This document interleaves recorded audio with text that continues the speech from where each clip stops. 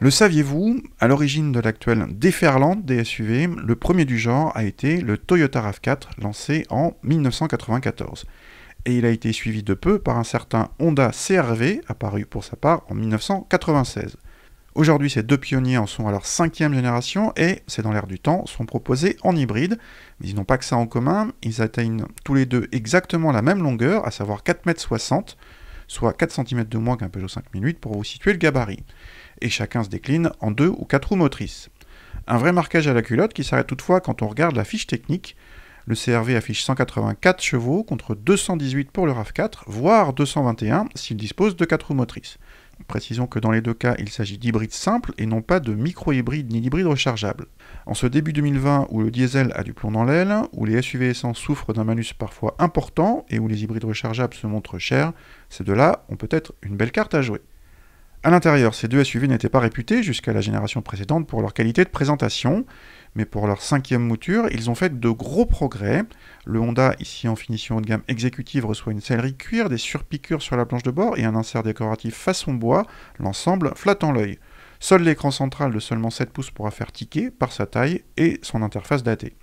Mais l'équipement est complet, aussi bien en confort qu'en aide à la conduite moderne.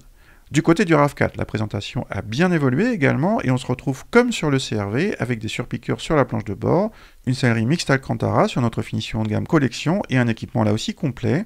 L'écran du RAV4 ne dépasse pas non plus les 7 pouces et étonne par ses boutons physiques qui vieillissent l'ensemble.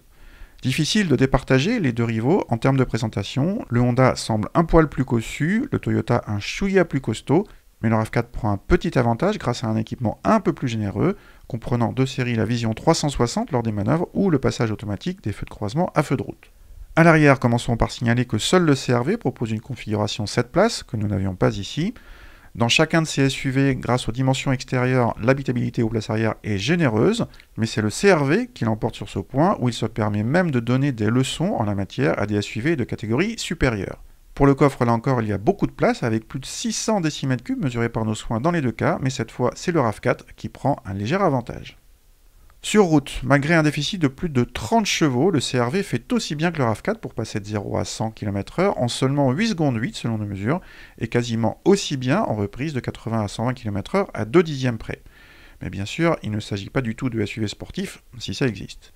Dans les deux cas, on apprécie la douceur d'utilisation à basse vitesse, notamment en ville, grâce à la transmission sans à-coups, mais dès qu'on sort de la ville, si on appuie un peu fort sur l'accélérateur, on retrouve l'effet mobilette si désagréable dans un cas comme dans l'autre. Pourtant, la technologie est radicalement différente. Si le RAV4 reprend le schéma classique chez Toyota des trains épicycloïdaux façon Prius, la CR-V utilise en fait la plupart du temps son moteur thermique comme groupe électrogène pour produire l'électricité dont a besoin la voiture pour avancer.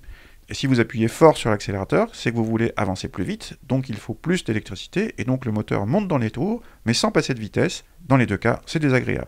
En comportement, le CR-V se montre un peu mieux loti grâce à un train avant un peu mieux guidé et un meilleur freinage, mais encore une fois, ces deux SUV n'ont de toute façon aucune velléité sportive et s'apprécient pour leur confort, avec un peu plus de moelleux côté CR-V, mais de meilleurs sièges chez le RAV4, à tester impérativement pour savoir quel ressenti vous préférez.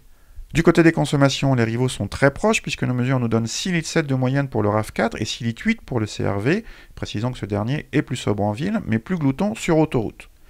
Une quasi-égalité qui montre en tout cas une belle sobriété dans les deux cas vu les prestations. Malgré tout, le CR-V pâtit d'un léger malus écologique de 650 €, alors que le RAV4 y échappe totalement, ce qui nous amène au tarif.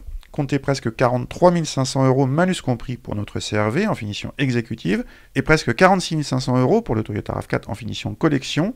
Un écart de tarif en faveur du Honda qui, ajouté au comportement légèrement plus agréable, lui octroie la victoire d'une courte tête. Notez pour finir qu'en entrée de gamme, le CR-V reste le moins cher et tombe alors à 35 000 €.